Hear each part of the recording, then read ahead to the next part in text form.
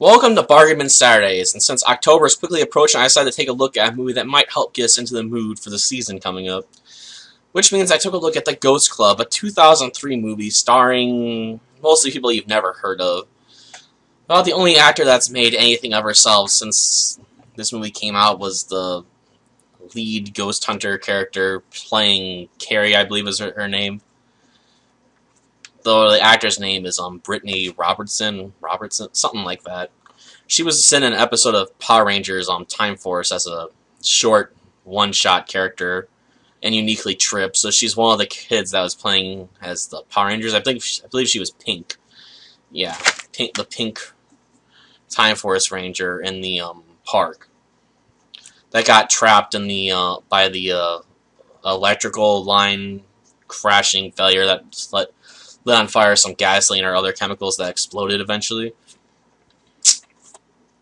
Regardless, I'll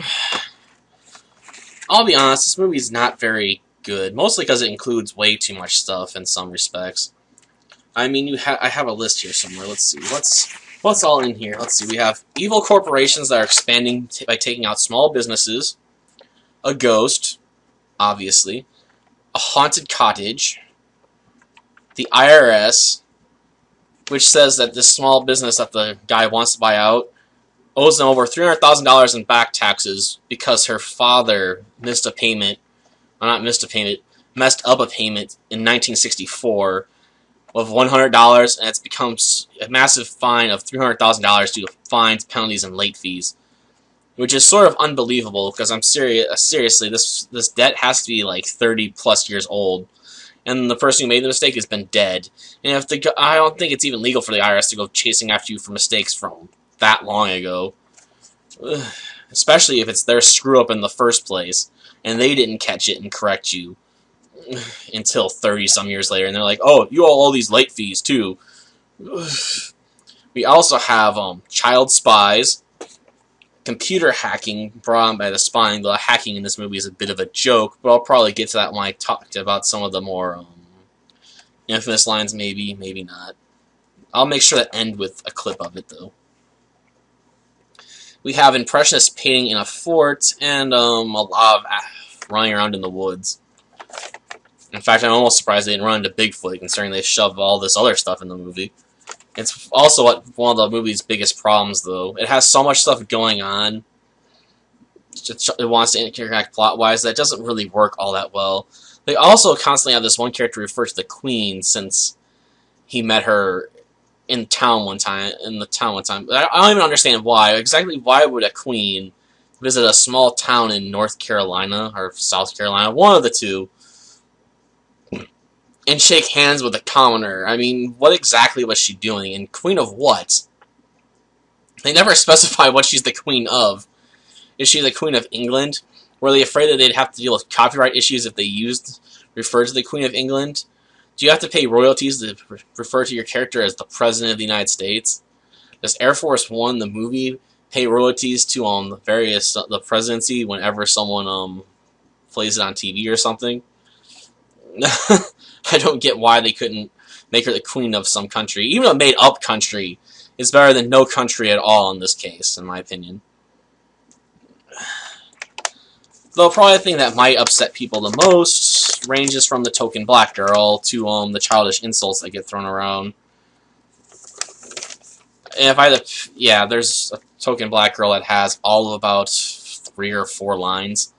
The only other black people that appear in the movie appear so during the intro credits, and they don't have any lines at all. They're just there to fill out the space at the festival to make you realize there's people there, and they have a tribal piece they're playing on drums and some other instrument, I'm not sure what it's called, while doing some traditional tribal dancing. I just don't see it. It feels very ethnic in that sense, I guess.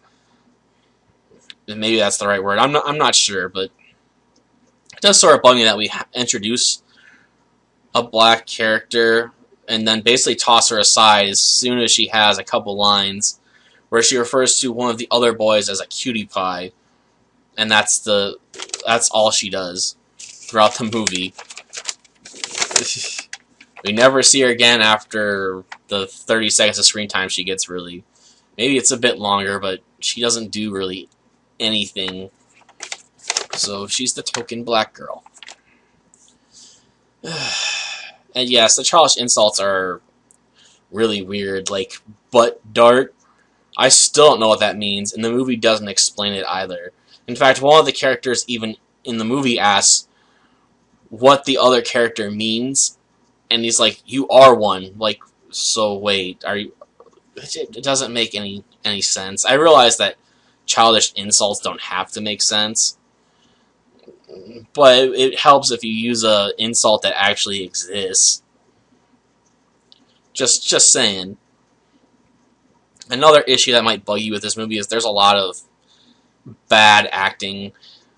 This one scene in particular really stands out in my opinion, where the mother is just found out that her car is missing, and all the kids are gone. And yet she talks about this like it's just bad weather or something, you know, like just a minor inconvenience instead of something you should be panicking about. Like, where are they? Where's the car? What are they doing? Like seriously, that it just seems strange. But I guess with that out of the way, I guess there's a couple other things that also bugged me too. One of the characters, Jess, I just can't believe his voice. In fact, I think he was dubbed over by an older actor, because none of the words that come out of his mouth sound like they belong to him. Maybe that really is his voice, and if so, I apologize, but I just can't believe that would be. It just sounds wrong. I just can't really explain it, but it sounds wrong. And I guess I should show a clip of that too. Well, I'll try to remember to do that. The end of the review, or I'll pull a scene where there's a break and shove it in there. Maybe around now. Yes, I do. I'm game. What can I do? This sensor uses laser beams to count thermal entities. It'll tell us precisely how many people are in a given area in mere seconds. Cool. Another thing that bugs me a bit is one of the kids falls from the top of a pole for electric lines or telephone lines, something like that, and somehow gets saved by landing into a wagon that's filled with bubble wrap. I really don't believe that would save you from a fall of like about, what, 2 stories? I mean, it probably should have broke his back. I'm going to assume that the fall was from a much shorter distance. And considering the angle he comes into the camera, I can probably be assured that he fell only maybe a foot or so, maybe a foot or 2 at most. And it was probably on cables as well, because let's face it, if a kid got hurt doing a stunt in a movie, there'd be a lot of issues, shall we say. I also am not sure that $300,000 could fit into a lunch sack sized bag. In fact, I almost can probably be safe in assuming that it's not really possible to fit that much money into a sack that small. I mean, we're talking about what we'd have to be talking about what 30 stacks of $100 bills. I mean, these things 100 bills high, so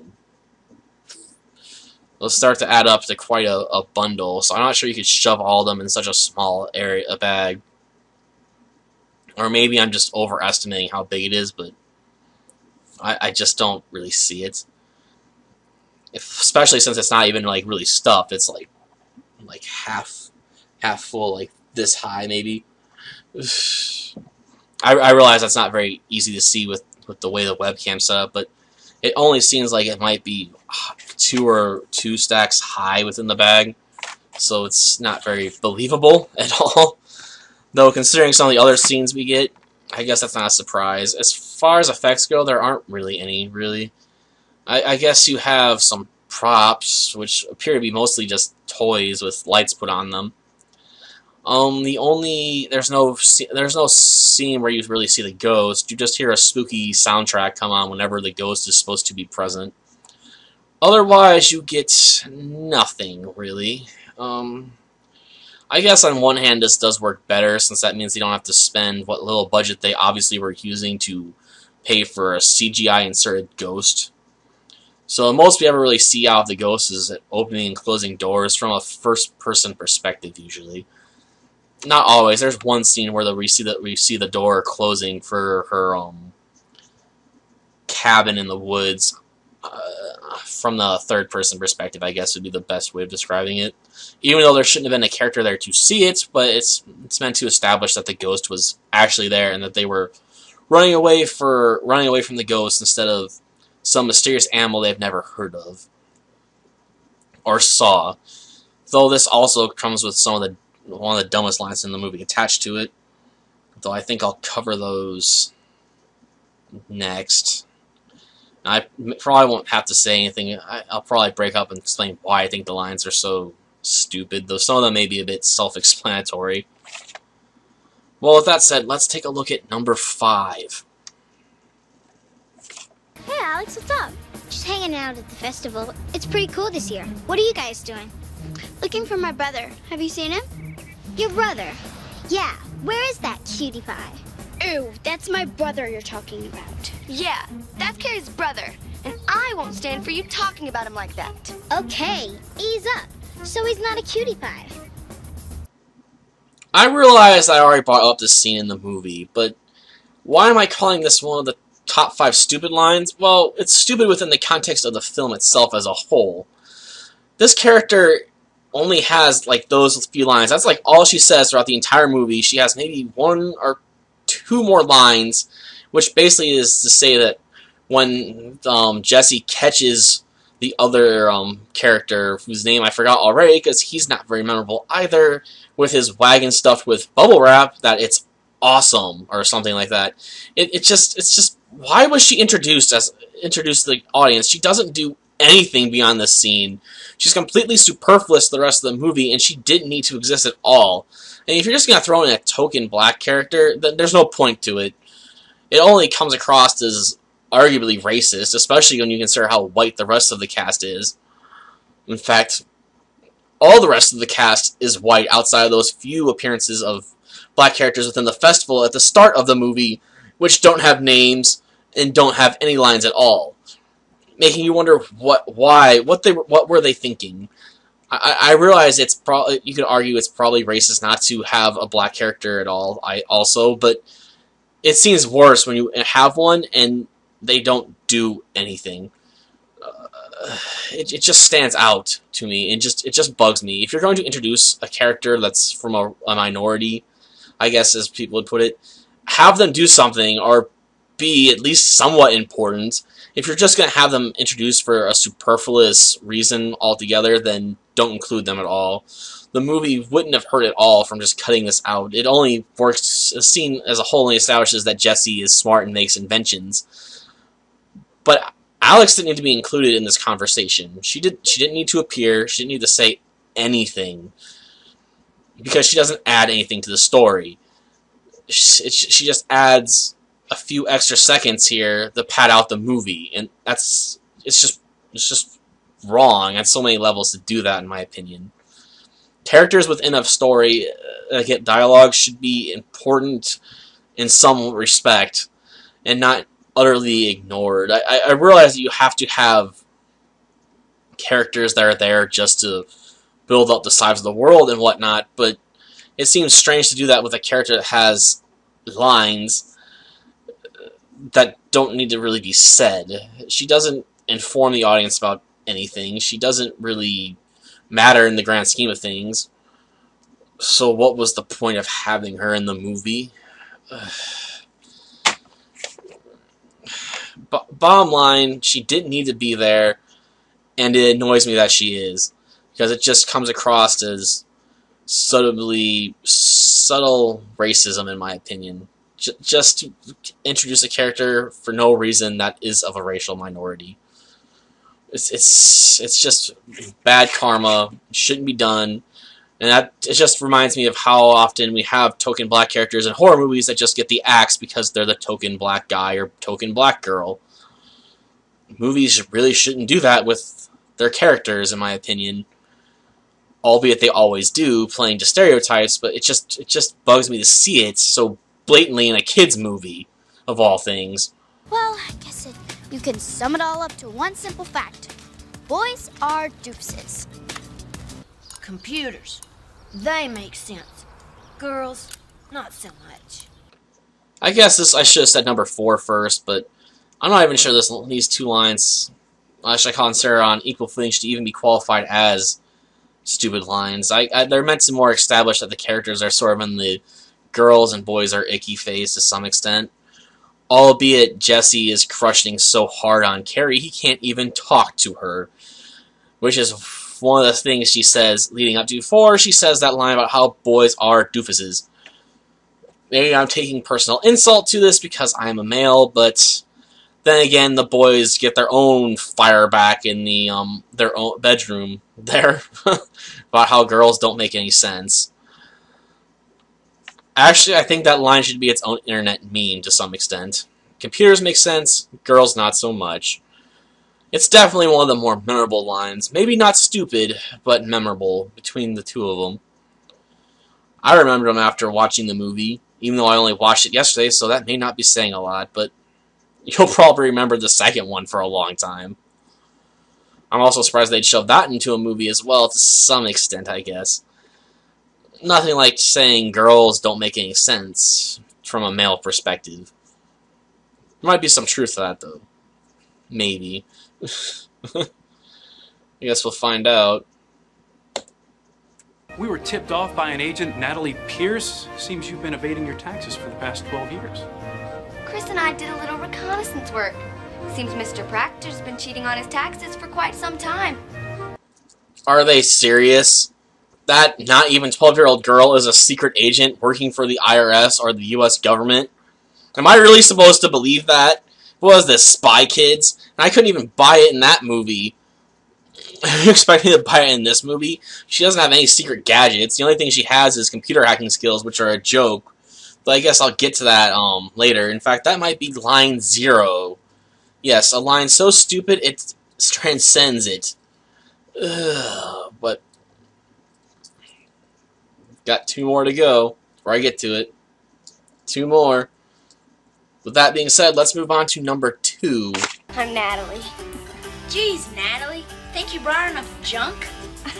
A woman can never have enough luggage. Right, Natalie? Right.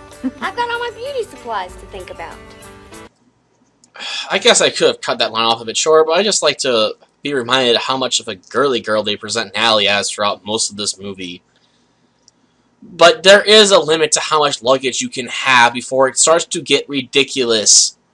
By the way she says it, you can never have too much luggage implies that there's never a limit to how much luggage a woman should have. Implying that she could have an entire plane's worth of luggage, meaning she could fill up an entire cargo transport, and it still would not be enough luggage. There is a physical limit to having too much. There is a point where you reach too much luggage, okay? No matter what you say, there's a limit to how much you can have before it gets completely over the top, ridiculous, absurd, and that line stops being true. I don't care what they say. It's a dumb line. They don't offer a good justification for it, and what they do offer only seems to reinforce Natalie as being the girly girl of the group, as I said previously. And considering she's our spy, it seems even worse. Especially considering there's a line where where Jesse's like, tells her she's not qualified for that level of technology. Which I guess you can imply is a pretty sexist line, too, right there. But I don't know if I consider that line as stupid, considering how she's established throughout most of the movie. We don't really see any of her computer skills until just then. And even then, they're not very believable, as I said, because of the way the movie presents itself. But I'll be getting to that last. With that out of the way, I guess I should move on to line number 1. The dumbest line in this movie that doesn't transcend stupidity. If it makes a child happy, it's always right. Do I need to even explain why that line is stupid? Seriously, if it makes a child happy, it's always alright? So if a child wants to stay up past their bedtime, is it alright simply because it will make them happy? No, of course not. Is it alright if a child steals because it'll make them happy to have the newest toy even if they can't pay for it? No, it's not alright. Simply saying if it makes a child happy, it's okay is not a good idea. It's one of the dumbest lines I've ever heard in any movie, and this isn't a kid's movie of all things. Why would you say that? And she's asking a good moral question here. The mom is. Not the grandma's advice. The mom was asking if it was okay that she lied to her kids about the fact that they're probably going to have to move considering what's going on in the movie so far. Is it acceptable to lie to them to make them feel more comfortable for the next couple weeks before you have to move? Or is it better to be honest with them and have them all upset and depressed with you for the next 3 weeks or so? I mean, that's a good moral question to some extent.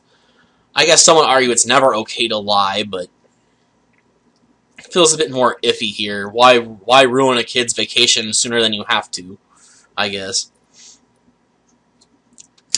I just don't know what to think about who came up with that line and how utterly, I guess I can't find any way of saying it without being insulting, idiotic that line was. Whoever wrote that really needs to go back to Moral 101, I guess, because simply saying if it makes a child happy, it's okay is not a good moral to be teaching in a movie at all. Period. Enough said. She's about to hack into Proctor's computer. How do you know all this stuff? A good spy never tells. Computer, find password. So why did I say this line transcends stupidity? Well, seriously, computer, find password. If it was that easy to hack someone's system, everyone would probably be doing it. Because it'd be so easy. It'd just be impossible for you not to know how to be a computer hacker if it was that simple. Seriously, she does that throughout the movie. She'll be like, computer, transfer hard drive. And that happens and so fast, it's ridiculous, too. It's like this movie has no understanding of technology and is presenting itself to kids that are much younger than than you'd think. Because only a small, really small child could even possibly believe you could transfer the contents of an entire hard drive. Especially the older ones here that aren't solid state. In a matter of seconds. In fact, I think they managed to transfer the entire contents of a hard drive in under a minute. Over a network of all things. So it's being sent through a cable network into the wall, through the internet to a wireless network that's out in the woods. And I'm not even sure where they're getting a signal from because they don't even establish that there's a wireless network there. Or have they illegally plugged themselves into a cable network somehow? And where's the cable then? Or is that little thing there, she has a portable wireless network? And how is it working anyway? Because don't you have to have some way of just... Because one of the characters establishes early in the movie that Grandma's house doesn't have internet. In fact, he refers to the place as Hades for it. You think I would have put that line out there earlier just because... Seriously, kids this young don't know how to go outside and play. I guess I can understand to some extent, considering modern society, that people really don't know what to do without their computers anymore.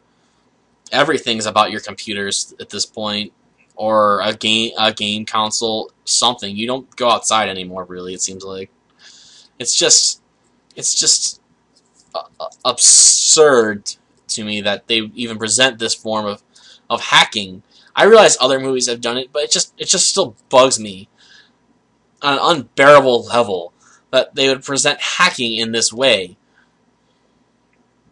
It's just not even close to realistic, and this is the character they're supposed to say is a spy and has some sort of impressive computer skills, yet all she has to say is, computer, find password. With that being said, I'm done with this movie. In fact, this episode of Barbie and Saturdays is carried on longer than it probably should have at this point, because I've nitpicked quite a few scenes from the movie that just really stand out as annoying to me for whatever reason, even if I can't really pin it down necessarily. Till next week, where we begin looking at some other more fitting movies for this season coming up.